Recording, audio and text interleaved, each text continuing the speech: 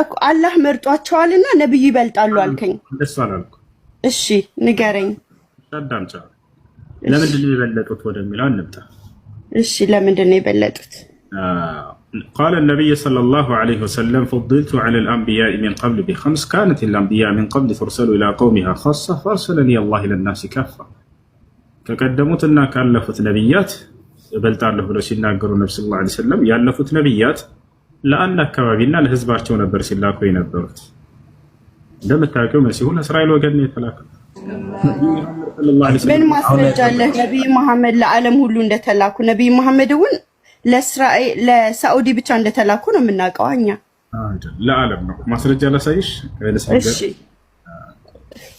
وما أرسلناك إلا رحمة للعالمين ይላል አላህ። የነብያት ምዕራፍ ላይ ምን ይላል? ነብያትን እየጠቀሰ አንተን ደግሞ ለዓለማት ህዝብ ነው የላኩህ እያለ ቃል በቃል ይናገራል።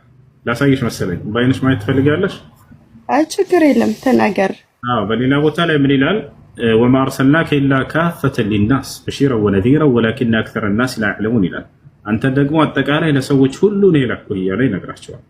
بسورة الأعراف لا يمن الهلال قل يا أيها الناس إني رسول الله إليكم جميعا الذي له ملك السماوات والأرض له محمد هو إلى سوتش اللي بلاتشو أنا أتقال إلى سوتش كله لأن أنت تلاقوي الله ملكتني على بلاتشو إلى سلزي نبي صلى الله عليه وسلم لعالمات حزبني تلاقت إيش لزانو كأيسوس ميبلتوت مالتنا لعند سفر تلاك نبينا لعند أكابي تلاك نبينا لعالمي تلاك نبي كل عيد لهم هلافتنا شو كل عيد ይሄ ስንል ግን እኛ ወላሂ ላዚም መሲሁን በጣም ነው የምንወደው፣ በጣም የምናከብረው። መሲሁ በነገር አውቃለሁ ግን እሺ ነቢዩላህ ዒሳ ዓለይሂ ሰላም በልባችን ውስጥ በጣም ትልቅ ቦታ ያለው ነብይ ነው። እኛ ሁሉንም ነብያት ነው የምንወደው። እንደው ይሄን ማበላለጥ የሚለው ስንጠየቅ ጊዜ የምናነሳው ነገር እንጂ እኛ እኮ ይበልጣሉ ብለን እንዲህ የምንፎክርበት ነገር አይደለም። ሁሉም ነብያት በልባችን ውስጥ ትልቅ ቦታ አላቸው። በጣም እንወዳቸዋለን፣ በጣም እናከብራቸዋለን። መሲሁ በተለይ መሲሁ ከአምስቱ ኡሉል ዐዝም የሚባል መጠሪያ ያላቸው ነብያት አሉ። ከነዚያ መካከል ከሆነ መሲሁ ያስተማራት ጥቂት ዓመት ሆና ሳለች ደረጃው ግን በጣም ላቅ ካሉት ነብያት መካከል አድርጎታል አላህ ሱብሓነሁ ወተዓላ። ነብዩላህ ዒሳ ዓለይሂ ሰላም 3 ዓመት ነው ያስተማረው በዚህ ምድር ላይ ተመልከቱ። ነገር ግን በዚህ 3 ዓመት ማንም ታላላቅ ብዙ ዓመት የቆዩ ነብያት ያልሰሩትን ታላቅ ስራ ሰርቶ ነው የሄደው። ሁሉ ያስተምሮቱ ስለ አምላኩ ነበር። ለአምላኩ በጣም ቀናተኛ ነበር መሲሁ። ሙሉ ቁርአን ላይ መተሽ እሱን አስተምህሮ እንደው አውጥተሽ ብታያቸው ስለ አምላኩ ብቻ ነበር የሚሰብከው። የሚገርማችሁ እሱን ነው አሁን አንተ እንድታስተምረን የምፈልገው፣ በአንተ አፍ እንድሰማው የምፈልገው። ታሪኩ ቁርአን ላይ ያለውን ስለ ኢየሱስ ታሪክ እንድታስተምር እፈልጋለሁ። እሺ ወላሂ ሁሌ እናገራለሁ። ምናልባት አንቺ ዛሬ ሊሆን ይችላል የመጣው እንጂ ምን ሁሉ ጊዜም ካለሽ አጋጣሚ ሰዓታችን ስለሚለያይ አሁን እኔ ሲነጋ አሁን ነው የገባሁት። ሌሊቱን ሙሉ ስታስተምር አድረህ ሊሆን ይችላል። ያውቃል ስለ መሲሁ ሳስተምር ነው በጣም ስሜታዊ መሆነው። እንደው ይወጣቻል። የሌሎች ነብያቶች ታሪክ ስታዩት ከግል ህይወታቸው ጋር የተያያዘ በጣም ጠቃሚ ትምህርትን የምታገኙበት ሆኖ ታገኙታላችሁ። በተለይ እንደዚህ ኡሉል ዐዝም መሲሁ ዒሳ ዓለይሂ ሰላም፣ ኢብራሂም ዓለይሂ ሰላም፣ ሙሳ፣ ኢብራሂም ማን ነው ኑህ፣ ነብዩ ሰለላሁ ዐለይሂ ወሰለም እነዚህ አምስቱ ከአምላካቸው ጋር በተያያዘ ትምህርትን አስተምረው በጣም ከባባድ መስዋዕትን የከፈሉ ስለሆኑ ነው በዚህ በጣም ላቅ ያደረጋቸው አላህ ሱብሓነሁ ወተዓላ። የሌሎችም አለ። ለምሳሌ ያዕቆብ ጋር ስትሄዱ በዩሱፍ ዓለይሂ ሰላም የደረሰበትን መከራ ያነሳል። ቦታቸው አለና በዛ ያሳለፈውን ሁሉ ነገር ለእኛ ትምህርት የሆነን ዘንድ አላህ ይጠቅሰዋል። በውስጡም ላይ ስለ ተውሂድ በደንብ ያስተምራሉ። ቦታቸዋል። ሁሉም ነብያት ታሪክ አላቸው። ነገር ግን የነዚህ በጣም ይለያል። የመሲሁን ሂዳችሁ ብታዩት ስለ አምላኩ ብቻ ነበር አስተምሮት። ነገር ግን በእርሱ ተሸወዱ ሰዎች ማለት እርሱን ወደ መለኮት ከፍ አደረጉት በእርሱ ላይ በተሰሩ የአምላክ ድንቅ ስራዎች ምክንያት። መሲሁ ዒሳ ዓለይሂ ሰላም ግን በፍጹም እኔን አምልኩኝ አላላቸውም። ወደ አምላኩ ነው ሲጣራ የነበረው። ወኢነላሃ ረቢ ወረብኩም ፈዕቡዱሁ፣ ይሄን አስተምሮቱ የእኔም ጌታ የእናንተም ጌታ እርሱ አላህ ብቻ ነው። ሃዛ ሲራጡን ሙስተቂም፣ ይህ ነው ቀጥተኛው መንገድ ይላቸዋል። የትንሣኤ ቀን የሚሆነውን ቀድሞ የሚያውቅ ነውና አምላካችን አላህ ሱብሓነሁ ወተዓላ ወደፊት ሰዎችን በሚያስነሳቸው ጊዜ ነቢያትና ተከታዮቻቸውን ምን እንደሚሆን በቁርአን ላይ ይገልጽልናል። ፈለነስአለነ አለዚነ ኡርሲለ ኢለይሂም ወለነስአለነ አልሙርሰሊን አለ። እነዚያን የላኳቸውን ነቢያቶቼን ገና ጠይቃቸዋለሁ፣ የተላኩላቸውንም ህዝቦቻቸውንም እጠይቃቸዋለሁኝ አለ። እንዴት ነው የሚጠይቃቸው? የውመ የጅመዑ ላሁ ሩሱለ ፈየቁሉ ማዛ ኡጅብቱም ይላል አላህ በሱረቱል ማኢዳ ላይ። መልእክተኞችን ሁሉ በምሰበስባቸው ጊዜ አለ የትንሣኤ ቀን ምን ተቀበሏቸው ህዝቦቻችሁ ብዬም ገና ጠይቃቸዋለሁ እያለ ይናገራል። ነቢያችን ሰለላሁ ዐለይሂ ወሰለም ይሄን ሲናገሩ ሐዲስ ላይ ምን ይላሉ? መጀመሪያ ኑህ ዐለይሂ ሰላም ይጠየቃል። ኑህ ዐለይሂ ሰላም ይጠየቃል፣ ህዝቦቹ ይመጣሉ።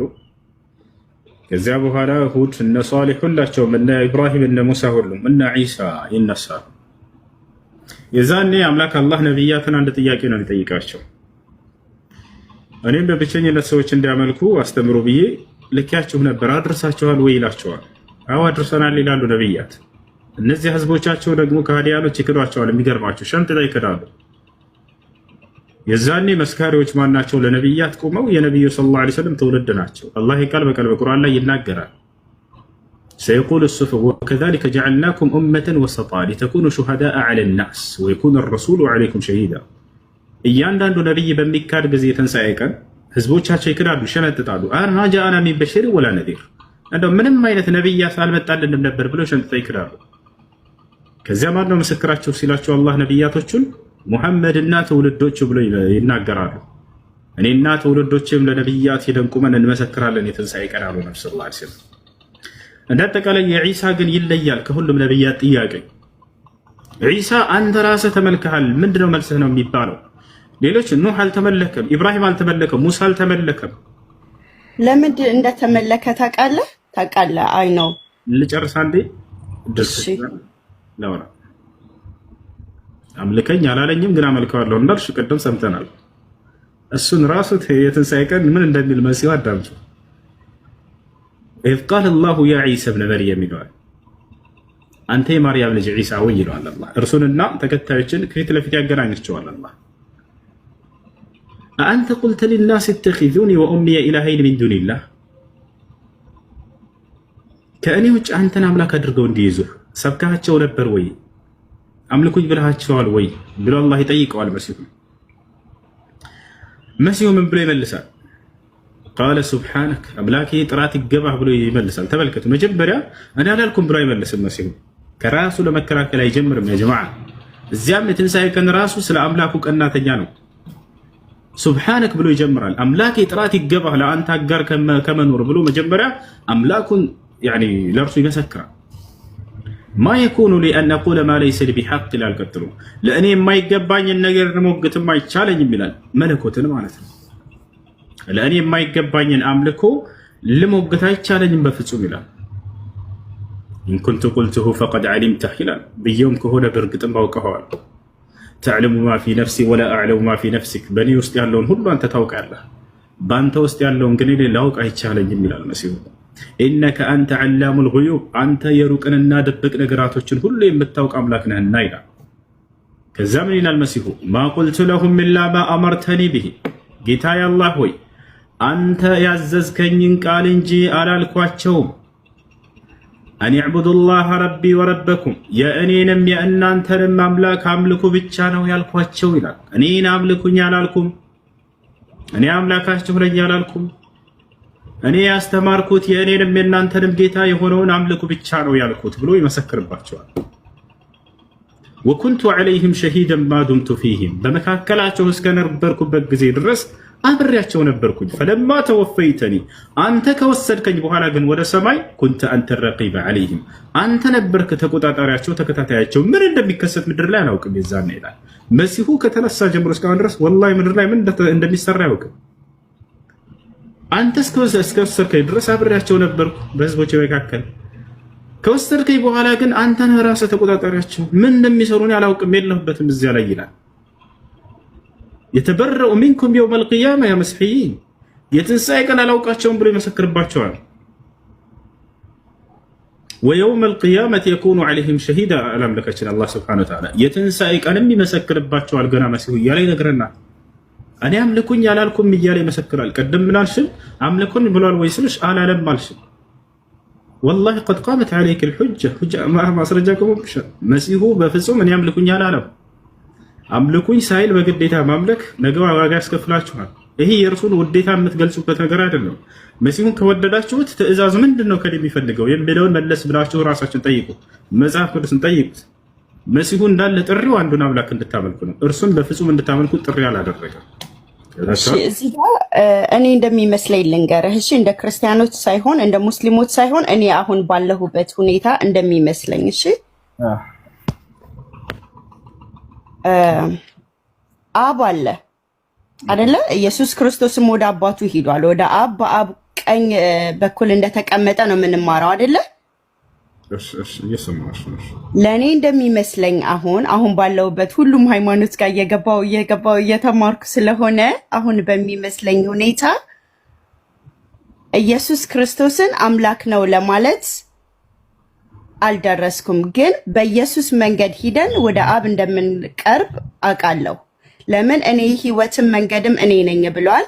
አስተምሮንም ያስተማረንን ትምህርት ደግሞ አስተምሮን ወደ ቦታው እንደተመለሰ ነው የማውቀው። እና ድርዝ አብ እሺ፣ አሁን አብ አለ፣ አብ አላህ ነው ብዬ አስባለሁ። ኢየሱስ ደግሞ የአብ ልጅ ነው።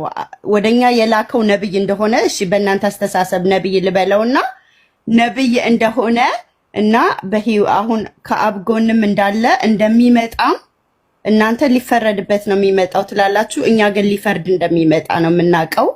አሁን ባለሁበት አስተሳሰቤ ነው የምልህ። እሺ እንደዛ ነው የማውቀው እስካሁን ድረስ። ግን ነቢዩ መሐመድ ጋር መጥቼ ነቢዩ መሐመድን ልቀበላቸው አልቻልኩም። በብዙ በቃ እሰማለሁ እኮ ትምህርታችሁን እሰማለሁ፣ ግን ምንም እውነት መስሎ የተሰማኝ ነገር የለም። እሺ አንድ ነብይ እንደገና በቀደም ስጠይቅህ ደግሞ እሳቸውን ስታስበልጥ በቃ ይሄ there is something እውነትን ለመደበቅ የመጣ ነገር ነው ብዬ አሰብኩኝ። በተለይ አንዳንድ ነጥብ እያወራን እንሂድ እያንዳንዱ። እሺ በመጀመሪያ ኢየሱስ ክርስቶስ እኛን ሊያስተምረን የመጣ እንደሆነ ከዚያ በኋላ ወደ አምላኩ እንደተመለሰ ብለሽ ተናገር። አንደኛ ኢየሱስ ክርስቶስ ምናልባት መጽሐፍ ቅዱስ አንብበሽ ከሆነ እንደ መጽሐፍ ቅዱስም ሆነ እንደ እስልምና ለእስራኤል ወገን የተላከ ነብይ ነው። ለእስራኤል ነው የተላከው። አንቺ እስራኤላዊ ነሽ ወይንስ አይደለሽ? ለእስራኤል ከተላከ አንተ እንዴት በነብይነቱ ትቀበለዋለህ ታዲያ? እኔ ለእስራኤል ሕዝብ ተልኳል ብዬ አምናለሁኝ። አስተምሮቱ ለእስራኤል ሕዝብ ተልኳል፣ ግን ቁርአንህ ላይ 30 ምናምን ጊዜ ስሙ ተጽፎ የእሱን መንገድ እንድትከተል ተጽፎልሃል። ለእስራኤል ከተጻፈ እንዴት አንተ ትማርበታለህ ታዲያ? አዳምጫ ነቢያቶች መንገዳቸው አንዱን አምላክ በብቸኝነት ማምለክ የሚለው ነው። ይሄን አስተምህሮ መሲሁ አስተምሯል። ገብቶሻል አይደል? የሁሉም ነቢያት አስተምህሮ ይህ ነው። እሱን አሁን እንዴት ነው የምትቀበሉት ከተባለ እኛ አምላክ አላህ ሱብሓነሁ ወተዓላ ለእስራኤል ወገን የላከው መልእክተኛና ነብይ ነው ብለን እናምናለን። ገብቶሻል አይደል? ለእኛ የተላከው እንድንከተለ ዘንድ የተላከው ነብይ ማን ነው? ህግጋቱ እንድንከተል ከተባለ ነብዩ ሙሐመድ ሰለላሁ ዐለይሂ ወሰለም ናቸው። ገብቶሻል አይደል? ታዲያ ለምን ቁርአንህ ላይ 30 ምናምን ጊዜ ኢየሱስ ተጻፈ? ለእስራኤሎች ብቻ ስለሆነ የነብያት አንዱ አካል ስለሆነ ነው የተጻፈው በቁርአን ላይ እንጂ የእሱን መንገድ እንድትከተል አይደለም። አሁን መንገዱን ስለመከተል ስላለመከተል አንዴ ተረጋጊና አዳምጪ እኮ እየተሳሳትክ ነዋ። እሺ አታዳምጪኝም? ልታወሪ ፈልገሽ ከሆነ አውሪ ወይ እናዳምጥ። አዳምጣለሁ፣ ግን ስትሳሳት እዛው አንቀጽ ላይ የተናገርክበት ላይ ነዋ መመለስ ያለብኝ። ስህተቱ ምንድነው ንገሪኝ። እሺ ኢየሱስ ክርስቶስ ለእስራኤል ብቻ ነው የተላከው አልከኝ። ነቢይ መሐመድ ግን ለዓለም ሁሉ ስለተላኩ ነው የእሳቸውን መንገድ የምንከተለው አልከኛ። ኢየሱስ ክርስቶስ ለእስራኤል ብቻ ከተላከ እንዴ ረገበ ወዴት ነው የተላከው ይላል መጽሐፍ ቅዱስ? ኢየሱስ ክርስቶስ ወዴት ነው የተላከው ይላል መጽሐፍ ቅዱስ? ኢየሱስ ክርስቶስ እኔም ማውቀው ለዓለም ሁሉ እንደተላከ ነው። ማስረጃ ይሄው የዓለም ቤዛ ተወልዶላችኋል የሚለውን ቃል ስለማቅ ዓለም የሚለው ከማርያም ኢየሱስ ክርስቶስ ሲወለድ የተወለደበት ዓለም ሲባል ግን ለመጽሐፍ ቅዱስ የተገደበ ሆኖ እናገኘዋለን። በግልጽ የተናገረበት አለ። ኢየሱስ ክርስቶስ ምን ይላል? እኔ ከእስራኤል ቤት ሆነው ወደ ጠፉት በጎች በቀር አልተላኩም ይላል። ምን ማለት ነው? አልገባኝም። እስኪ ድገሙ። እኔ ከእስራኤል ቤት ሆነው ወደ ጠፉት በጎች በቀር አልተላኩም እያለ ይናገራል። ለእስራኤላውያን ለዛም ለጠፉት በጎች ወደ ከስተታቸው ሊያወጣቸው ዘንድ ለእስራኤላውያን እንደተላከ ይናገራል ራሱ። እሺ ቆይ አሁን እንትኑን አቆመውና እንደዚህ አይደለም እንደ ጥቅስ ነው ኢየሱስ ክርስቶስ ለእስራኤል ብቻ የተላከ ነብይ ነው ካልክ አንተም ሆንክ አረብ ሀገር ያሉት ሙስሊሞች ስለ ኢየሱስ መንገድ መማር የለባቸውም ማለት ነው። እንደዛ ያለሽ ማን ነው? እኛ የነብያቶችን ነብይነትና ለህዝቦቻቸው ተልከው እንደነበር እንማራለን። የነብያት መንገድ ላይ እንደሆኑ ነብዩ ሰለላሁ ዐለይሂ ወሰለም ሊያረጋግጥልን ዘንድ ያለፉትን ነብያት ስማቸውን እየጠቀሰ ይናገራል። ይህ የማያስኬድ ሎጂካል ካር ነው። ይሄ እርሻለሽ በነገራችን ላይ ለኛ የተላከው ኢየሱስ ከሆነ አብርሃምን ማንሳት የለበትም መጽሐፍ ቅዱስ ላይ እያልሽ በራስሽ ላይ ያመጣሽ ነው። እነ ሙሴንም እንደማንንም ማንሳት የለበትም። እንደዚህ አያስኬድም። አምላክ ነብያቶችን ያነሳል በሚልከው መለኮታዊ መጽሐፍ ላይ ባለፉት ነብያቶች መንገድ ላይ እንደነበሩ ነብያቶች መንገዳቸው አንድ እንደነበር ሊገልጽልን ዘንድ ማለት ነው። ገብቶሻል አይደል? አሁን እንደ መጽሐፍ ቅዱስ ስናይ ጊዜ እንደ እስልምናም ስናይ ጊዜ መሲሁ ወዴት ነው የተላከው ብለን ስናይ ወደ እስራኤላውያን ሰዎች ነው የተላከው። ገብቶሻል አይደል? ያ ማለት የእስራኤል ሰዎች ራእይ አድርገው ተከትለውት ሊሄዱበት የሚገባ የሆነ መልእክተኛና ነብይ ነው ማለት ነው። ያ ነው። እሺ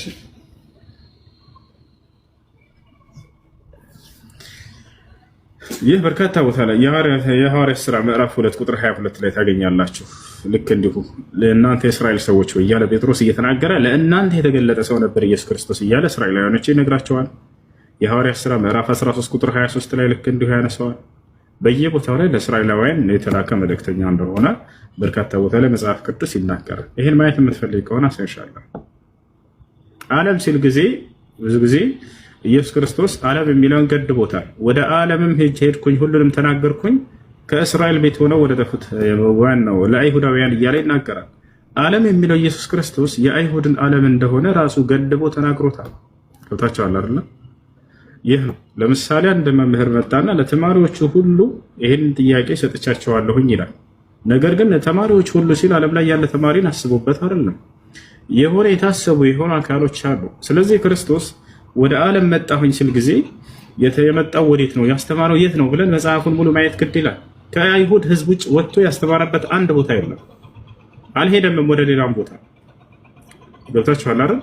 ለአይሁድ ተናገርኩኝ ለዓለም ተናገርኩ ካለ በኋላ ኢየሱስ ክርስቶስ ለአይሁድ ተናገርኩ እያለ እዚያው ላይ የትም ሳትሄዱ እዛው ጥቅስ ላይ ገድቦት እናየዋለን። ዓለም የሚለው ይሄን ይመስላል። ሌላው ነብዩ መሐመድ ሰለላሁ ዐለይሂ ወሰለም እንደ ነብይ ለመቀበል ከብዶኛል ያልሽበት ምክንያት ምንድን ነው? የአንድ ነብይ የነብይነት ሚዛኑን ምናልባት መቼም ስላወቅሽ ሊሆን ይችላል። በዚያ የነብይነት ሚዛን ስላላገኘሻቸው ከሆነ ያን እንዳትቀበል ያደረገሽ ያ የነብይነት ሚዛን በራሳቸው ላይ ያጣሽው በሌሎች ላይ ያገኘሽው ነገር ምንድን ነው? ቤተልሔም እሱ ይቆይልኝ። እሺ ሌላ ልጠይቅህ። አሁን ስታስተምር ብዙ ጊዜ 80% የምታስተምረው ከመጽሐፍ ቅዱስ ጋር አንድ አይነት ነው። ለምን? አሁን ስለና አብርሃም ከአባን የሰራው አብርሃም ነው በቀደም ስትል ነበር አይደለ? አባታችን አብርሃም ነው ከአባን የመሰረተው ስትል ነበር። እሺ ቀጥይ። ካልተሳሳትኩ እና ቁርአን ሲወርድላቸው ለነብዩ መሐመድ ከመጽሐፍ ቅዱስ መሻሻል ያለበትን እና መሻሻል የሌለበትን እየመረጠ ነበር አላህ ሲያወርድላቸው የነበረው ማለት ነው። ለምን? ቁርአን ሲወርድላቸው ለነብዩ መሐመድ ከመጽሐፍ ቅዱስ በኋላ ስለመጣ ቁርአን ላይ ያለው ደግሞ 80% ክርስቲያኖች የምንቀበለው ትምህርት ነው። እርግጠኛ ነሽ? ስለነ ሙሴ ስለነ አብርሃም ምናምን ሁሉም እኛ የምናውቀው ትምህርት ነው። ስታስተምር ሰማለሁ አንዳንዴ። ለምሳሌ አንድ እስኪ አመሳስይና ንገሪልኝ፣ ይሄ ታሪክ ከዚህ ጋር ይመሳሰላል የሚል አንድ እስኪ። እሺ ሙሴ ቀይ ባህርን ከፍሎ ተከታዮቹን ሲያሻገር ምናምን አለ አይደለም መጽሐፍ ቁርአን ላይ። አንዴ ከሚረብሽ ድምፅ ላይ ያላችሁ ነው ታድርጉት። እሺ ሙሴ ማን ነው? ሃሮን ማን ነው? ፈርዖን ማን ነው? እነዚህን ምን ብሎ ይገልጻቸዋል መጽሐፍ ቅዱስ? ቁርአን ምን ብሎ ይገልጻቸዋል? ምን ብሎ ይገልጻቸዋል? እስኪ ንገረኝ። ለምሳሌ መጽሐፍ ቅዱስ ሃሮንን ጣዖት የሰራና ጣዖት እንዳስመለከ ይገልጸዋል። የሙሴ ወንድም ገብቶሻል አይደል?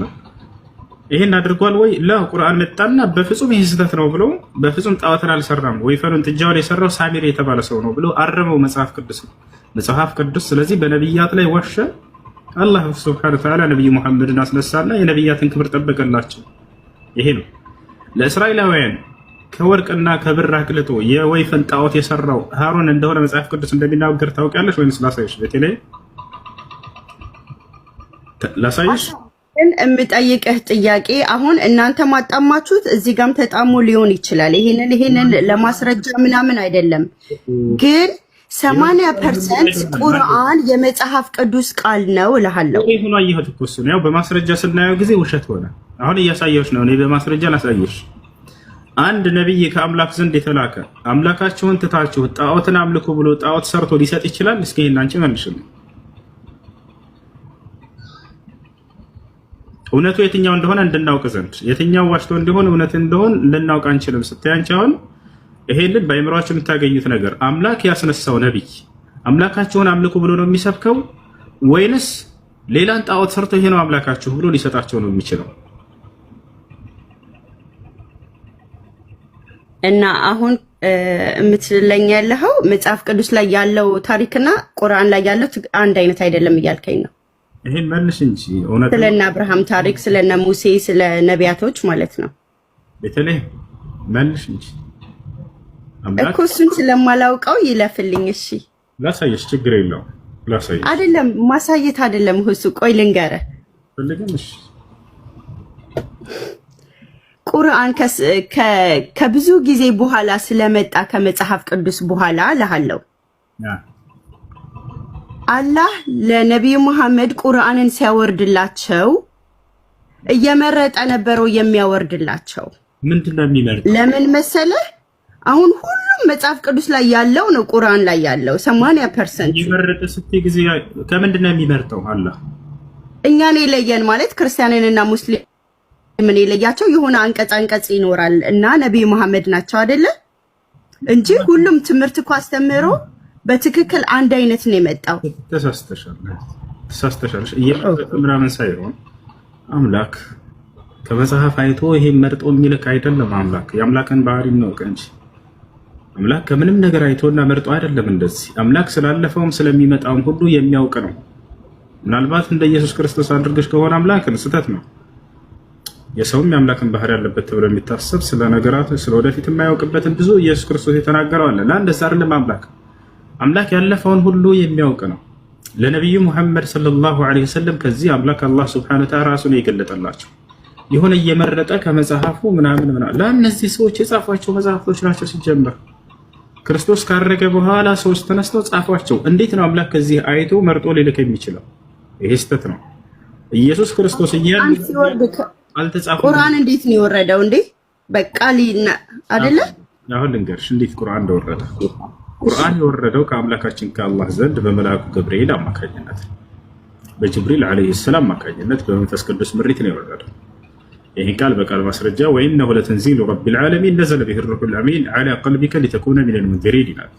ይህ ቁርአን ከዓለማቱ ጌታ ከአላህ ዘንድ ተወረደ፣ ታማኙ መንፈስ ወይንም ጅብሪልም አወረደው ይላል።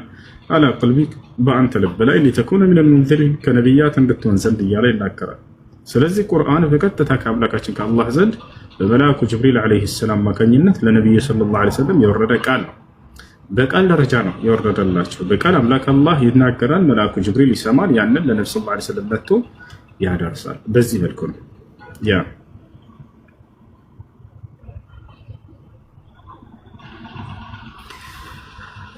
እሺ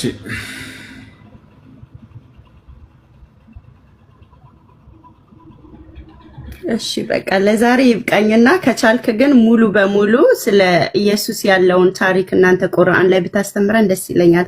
በተከታታይ አድርገህ እኔም ሰዓቱን አውቄ እንድገባ። ያው ሁሌ እናስተምራለን ስለ መሲሁ። ቅድም ያስተምር በየቀኑ ስለ ዒሳ ዓለይሂ ሰላም አስተምሮ ያላስተማርበት ጊዜ የለም። ቅድም አሁን በህፃንነቱ እሷን ማርያምን ሲጠይቋት እሱን ጠይቁት ስላለቻቸው ከዛ በኋላ አልቀጠልክም እና ቀጥለ ብታስተምረን ደስ ይለኛል። ከዛ በኋላ እየቀጠልን ነበር። እኔ አላህ አገልጋይ ነኝ።